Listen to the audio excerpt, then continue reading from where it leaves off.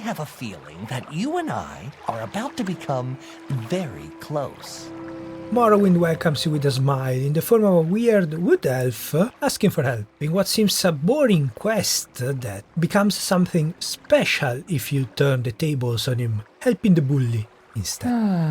In there the game shows his How strength. free you are to venture in the nude. Not a moral choice, but brilliant environmental storytelling. The focus is not on helping the little guy, but on your curiosity. Will you help the bully just to see what happens? Will you lockpick Fargoth's house just to get to know him better?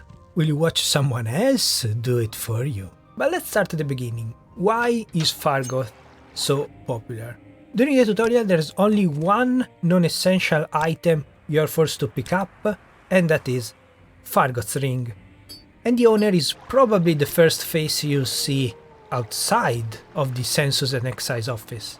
Definitely the weirder with black eyes, What is this about? like a helpless, lost phone. Hope the Imperials treated you okay. I swear they took my ring. I had it last week before the weekly Let's Shake Down Fargoth ritual. An engraved healing ring, family heirloom of mine. You haven't seen it, have you? And if you say no, you just keep what you found as if there was no dialogue at all. And you can still do the second part, but the game is rewarding people who engage with the system, of course. In a lesser game, you would have known that you have picked it up somehow, but here you will get angry only if you don't have it, but you say you have it. So maybe the Legionnaires did the same if Fargoth managed to gather the courage to ask, showed him a common ring, and probably started laughing. But for now, the good option will teach you two things. How interesting. A tourist. One, Morrowind will always reward you. In this case, Go ahead. with a big reputation boost to the local trader, the High Elf Rill, allowing you to sell items at much higher values, though to benefit immediately you would have needed to pick clean the Census and Excise office on the tutorial. There's a very easy way to do that, and it's dropping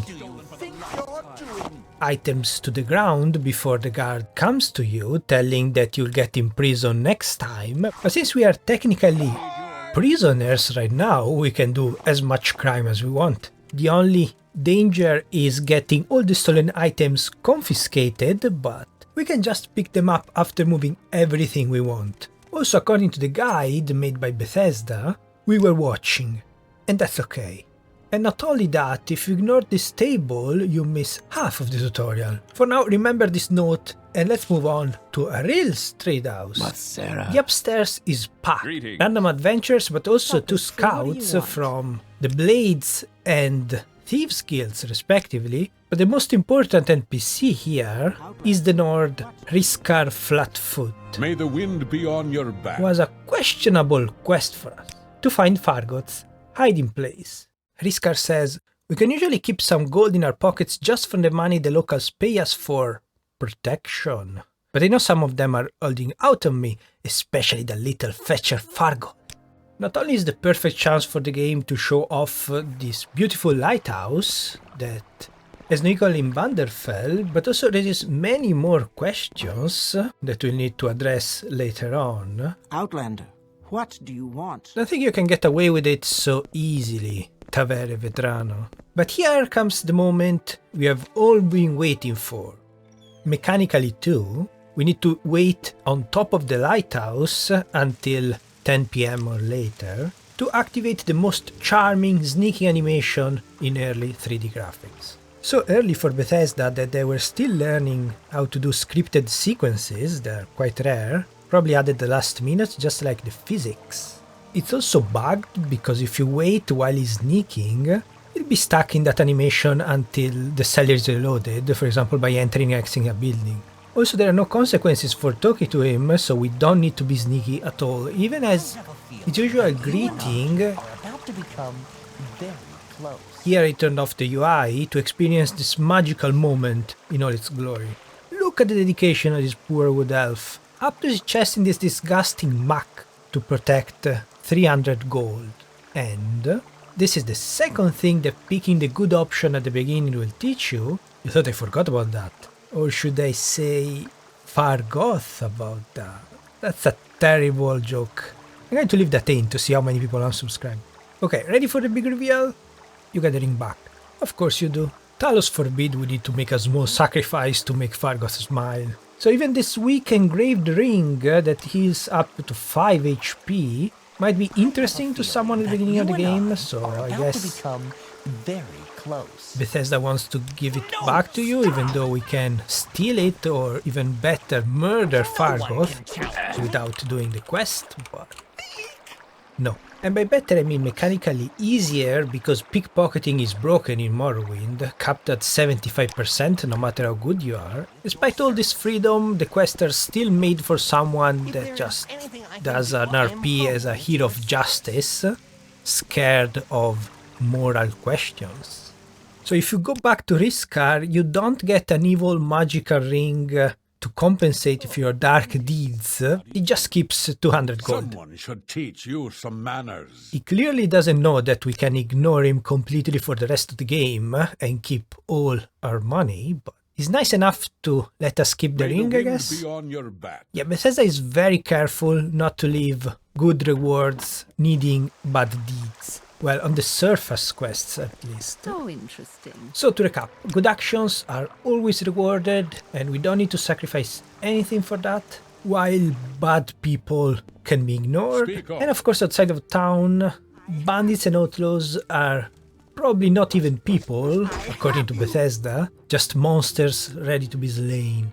Don't practice on citizens. We call that foul murder. But you can get smugglers and bandits and other outlaws all you like. Outlaws have no rights. What do you ask, master?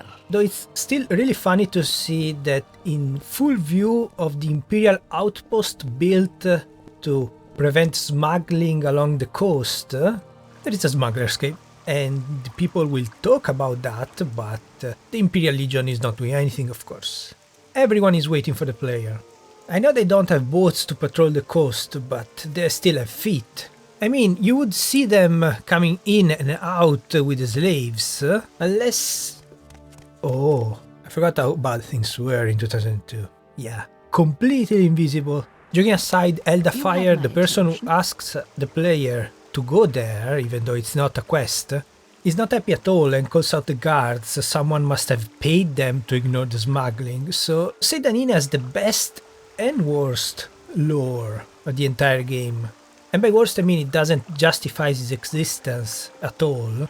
No clutter, no boats, and of course the weird lighthouse that should justify the Imperial presence. But we'll get to that. Speaking of corruption, there's another interesting quest in Seyda Neen with a different approach. If you ask around or just go out of town, you'll find Processus Vitellius, who had a girlfriend in town. For some reason she's living in the lighthouse. Well, I can tell you the reason. Bethesda wanted to point you to the lighthouse with these two quests, because they realized that some people might miss it because it's behind when you come out at the beginning of the game. This is a more complicated story that showcases the conflict between the conquerors and the locals, but without taking sides. It's not hard to find the murderer, and he'll be happy to tell you that himself. Foreign Gilnith says, "That fetcher! You're damn right I did him, and a good thing too. He was skimming a lot of money from all of us honest people." Now the question is he complaining about the government, or Processus was actually dishonest, like Riskar? There's no definite answer, and you can decide if you want to believe him or not, but only the death penalty will get you 500 gold from Socucius Ergalla, who says that Vitellius was a good man, and I'm kind to believe him because, aside from the fact that he's the self-insert for the lead designer of the game, Ken Ralston, known as Socucius Ergalla in Bethesda's forum, I think that tavern girl was looking at me.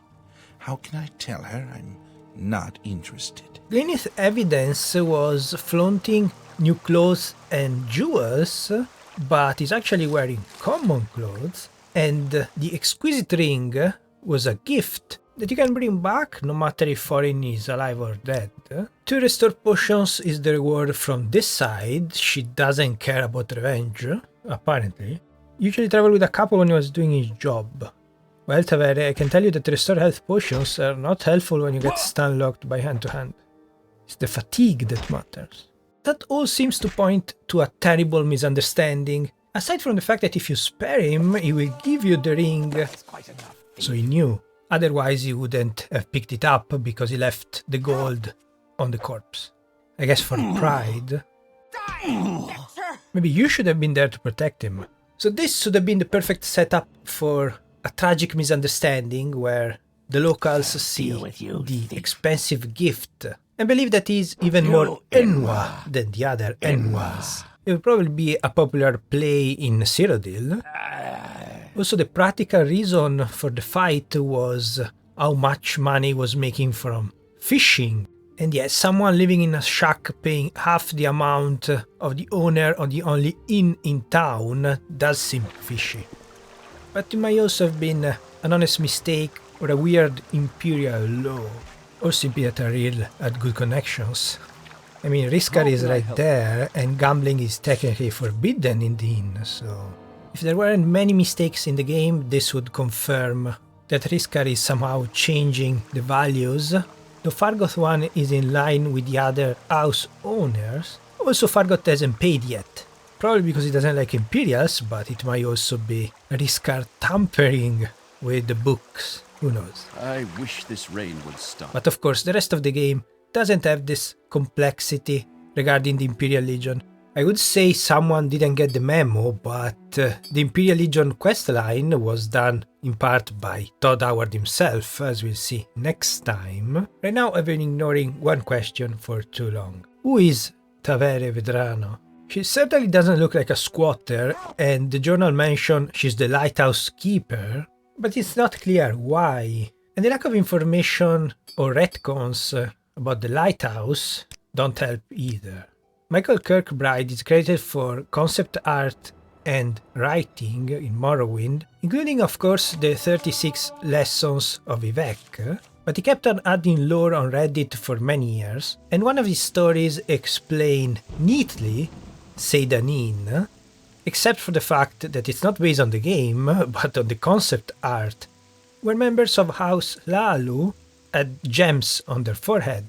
And those, according to his story, are pieces of the ship Seyda Neen, lost at sea while on a very important pilgrimage, and then they built the lighthouse where the debris washed ashore to honor the brave sailors and maybe hope that some made their way back.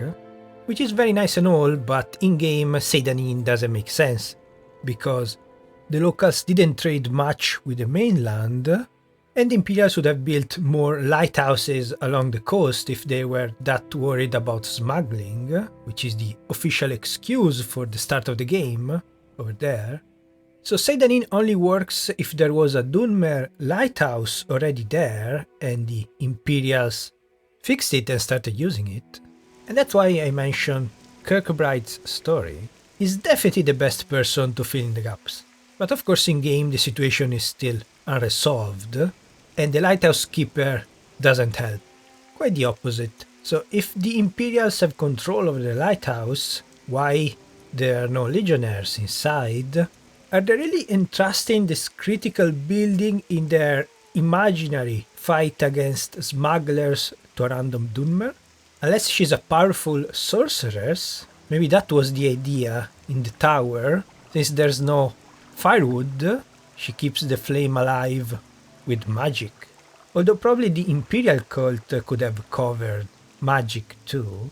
Anyway, that link would explain how she met Vitellius, and a good pay would explain why she can afford all these potions, though maybe not the exquisite ring. Her clothing is still common, even though it looks much better than Eldafire, who incidentally pays a similar amount in taxes. So depending on how much is the property tax, she either earns a lot of money or she owns the whole lighthouse, which was probably the idea of the person who made the quest. The tax record mostly goes by house size, so it doesn't help with our investigation, probably on purpose, or to avoid thinking too much. My conclusion is that she was meant to be a witch in the lighthouse, following the usual stereotype that we can find elsewhere in Vanderfell, but like the rest of Seyda Neen, they didn't have time and left her as a commoner. Also, she would have been too close to the Imperials here. and then probably added the taxman mission close to the release date, and they went with the old idea of Enchantress. Well, as a general inspiration, because there's no proof that she's guilty, and as much as I would have liked to give you a definite answer, the game earns extra points for not painting everything black and white. If there is no time to characterize NPCs, then it's a good idea to leave them undefined, up to the player's imagination, just like a book. At a certain age you get tired of good guys versus bad guys. Unfortunately, it's a Rails trade house, the one that stands out from the rest of the game, even though it's more mature. Well, by concepts, otherwise it looks unfinished by world building standards. It was definitely too late in development to add all these new ideas. For example, Nine Holes is an actual game popular in England many years ago. A board game played with 3 pieces each on a 3x3 board with the same goal of tic-tac-toe, 3 in a line, moving 1 piece at a time. And it's also mentioned on the trade house notice signed by all the councilmen of House Lalu that allows a rail to keep his inn, while reminding everyone of all the rules. Cards, dice and 9 holes are illegal, but a rail is also responsible for how much people drink, and he cannot allow any criminal talk or suspicious individuals, including notifying the local officers if any stranger stays for more than 1 day and a night. Even ignoring the fact that it seems straight from a different game, this inn only has 1 bed, while every other inn does not have this document that's supposedly necessary to be on display, and no one else in the whole game mentioned 9 holes. Good effort, no time for polishing. Still interesting to think about. You've got my ear, let's hear it. Now we have all the elements to close the case, and also one more proof that Riskar really likes to gamble, because Gansiel Duar, which was the guard that was supposed to prevent us from stealing the plate, left a note for another wager. I want this dagger sharp as a scamp's claw by morning. Of course, the next morning never comes for the NPCs, they're frozen in time. But you can follow the breadcrumbs of game design. There is a very subtle hint that the game wants you to go to a Rails trade house, while the room design will bring you upstairs, or maybe you'll follow Caius' advice to find out secret blade trainers that I always forget about. In any case, Riskar is there, and immediately talks to you about gambling and Fargoth, so you can connect the dots. At least the ideal player would. I used to just run straight to Caius Cosades. I mean, how can you make him wait? So when I learned about the dark side of the Imperial Legion, it was too late because they almost always appear as the good guys. But for the most inquisitive minds, this mission sells the word perfectly. And believe it or not, there's more. If you ask, Riskar admits that it's kind of fun messing with the little guy, and I like to take something from his place and stick it in the old barrel in the sensational excise courtyard. Gives new arrivals something to look forward to. Breaking the fourth wall a bit, since no realistic traveler would start his journey rummaging through garbage, especially in a guarded building. But this is all what Morrowind is about. A bunch of excited developers, each one with their own ideas, trying to make the world as interesting as possible with their limited resources. This is true magic. Unfortunately, this magic had a deadline. So some pieces don't fit well together, many others are clearly unfinished, but in the words of Mark Nelson, it was always at the end that the best stuff got done, because that was when all the tools actually worked. And talking about Fargoth, that was one of the last ones I did, and I don't think it's a great quest, but I love the feel of it because it was different than anything else. Which pretty much sums up the whole Morrowind experience. Someone with your good needs more clothing. You are a fool to walk around like that. And this is where everyone stops, fully satisfied with the story, but not me. While I knew there was no alternate ending for the quest once you say yes to Riskar, I still went to try to put things back in the tree stump, but we cannot use it as storage. Then I tried talking to Fargoth, but you can just make him angry and that's it. I know you're not one of my favorite people. Go away and stay away until you figure out how not to make enemies. Otherwise, he'll still keep calling you his best friend. By the way, all Bosmers share the same greetings, just like the other races. Very close. But first impressions are more powerful. I'm sure that if he had time, Mark would have added the line with Fargoth complaining about missing his stash, and maybe a hint of some kind of revenge, at least theoretical. You know Fargoth is going to snap someday, but let's leave fanfiction and mods aside. Let's talk about what's in front of us. Game Analysis always praise environmental storytelling, but what else can we say about Riskar?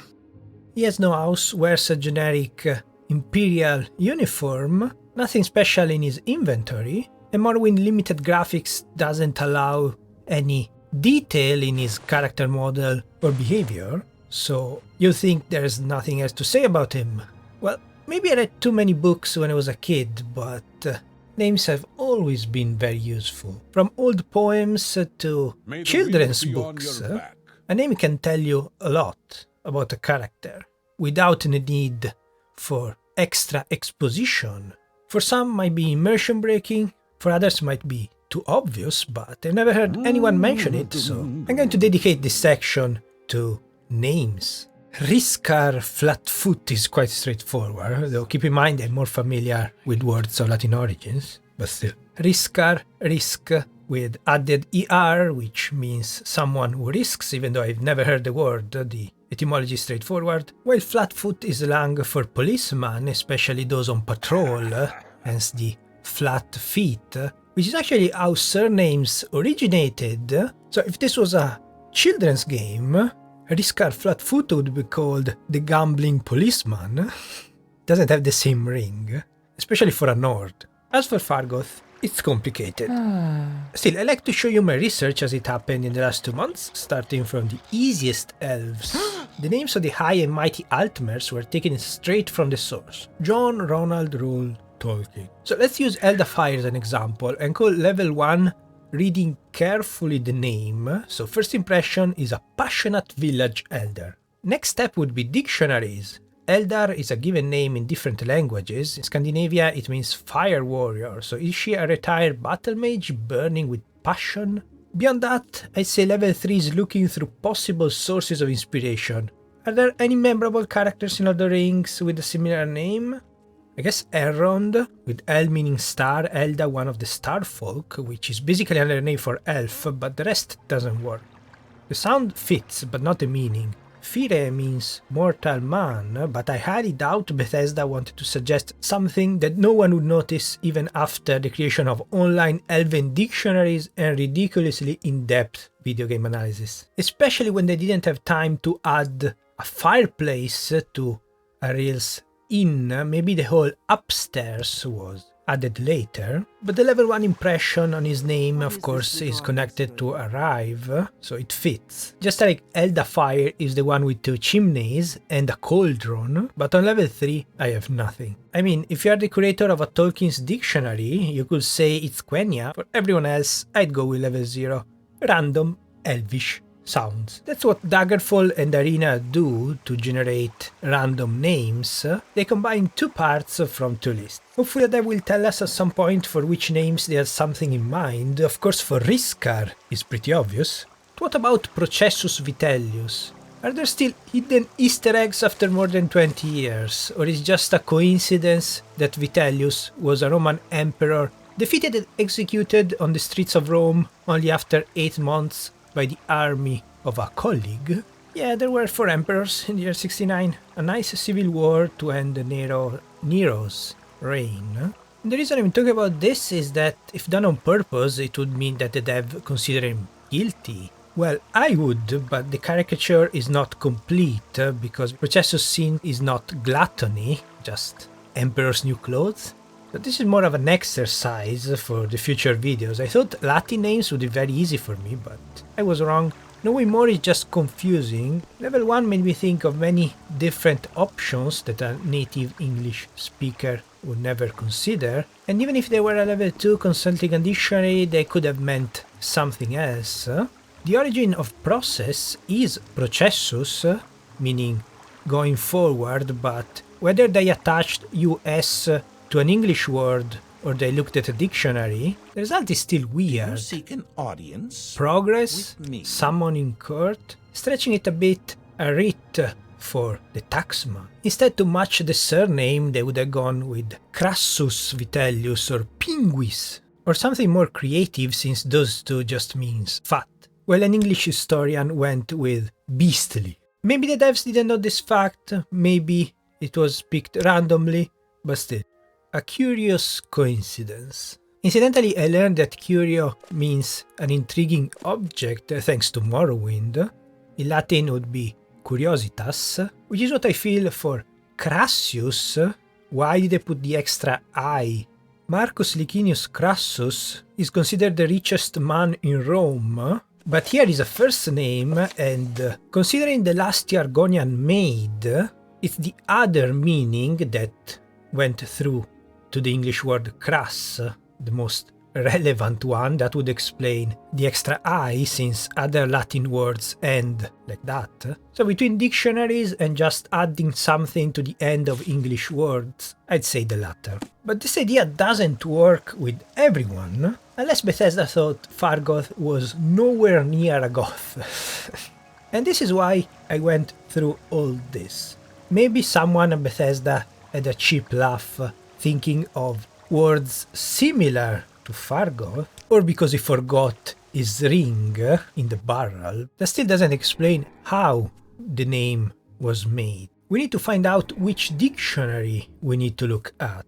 The best hint is a book in Fargoth's house written by the self-proclaimed funniest wood elf ever, Gaeldol, which uses an English word, Gael, that indicates a people distributed across Ireland, Scotland and the Isle of Man, which sounds like a jab at their humor no matter what the second part means, and it could be even worse if Dol stands for idol, but the Gaelic dictionary also lists Dol as snare or trap, which would work too, but I'm more and more convinced that English were the ideas, foreign were the sounds.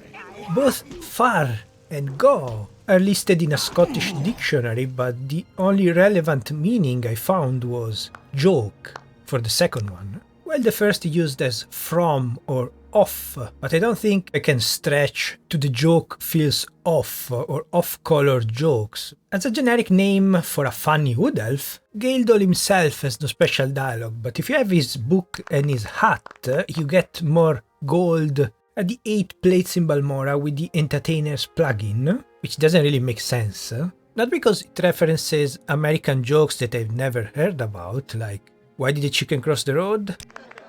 To get to the other side, in a world without cars, but simply for the fact that the first joke is at their expenses. What do you think they would do to an Enwa saying, why did the dark elf cross the road?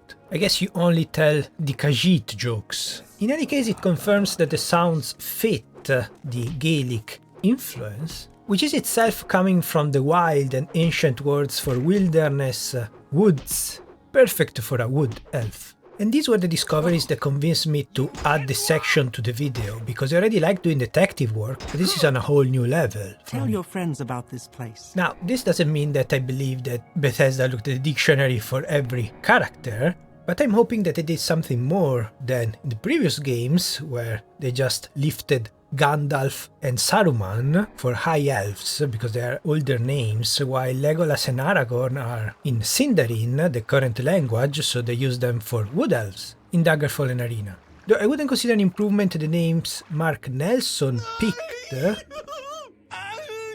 A great idea to fill up space, a Bosmer that wanted to fly, too close to the sun according to the scroll's name, Icarus. Straight from the Greek myth into the Elder Scrolls legend with a similar story of ambition and basketball.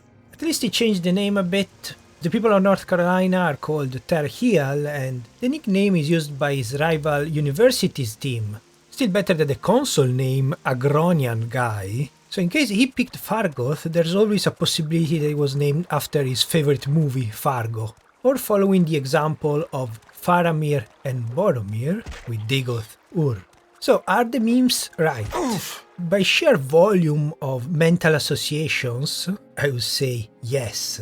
But the Lord of the Rings dictionary this time is more funny. Goth means enemy, while Fara means to hunt, or with an E, enough, sufficient. So Fargoth would be an enemy hunter, or a very easy enemy for the player. But of course, without the extra vowel, Far from Dagoth makes more sense, especially considering that it's at the beginning of the game. So let's focus instead on the most popular Fargoth meme, Fargoth Ur.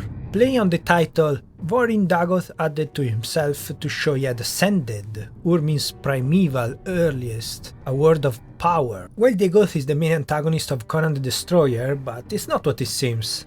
At the very beginning, Dagoth Ur wasn't even a creature. The main quest in Elder Scrolls Arena will bring you to the secret entrance of the Dwarven Smiths, into the Fire Mountain, Dagoth Ur. The inspiration is always the same. A quick look at the Sindarin dictionary and we find Dagor, battle, goth, enemy, Ur, fire, heat, perfect for a dwarven mine below a volcano. And the original German meaning of primitive came as a bonus. This is his Morrowind concept art inverted to preserve our eyes, while in-game the mask is his face. Dagoth welcomes you, Nerevar, my old friend. But now it's time to thank him for his visit to Seyda Neen. Why have you come unprepared? We'll need to wait a while in his cave. We are not even done with the starting town. No one can challenge me. Hriskar has one last thing to say, believe it or not, but we need to follow the ways of the Morag tongue, and he won't be pleased.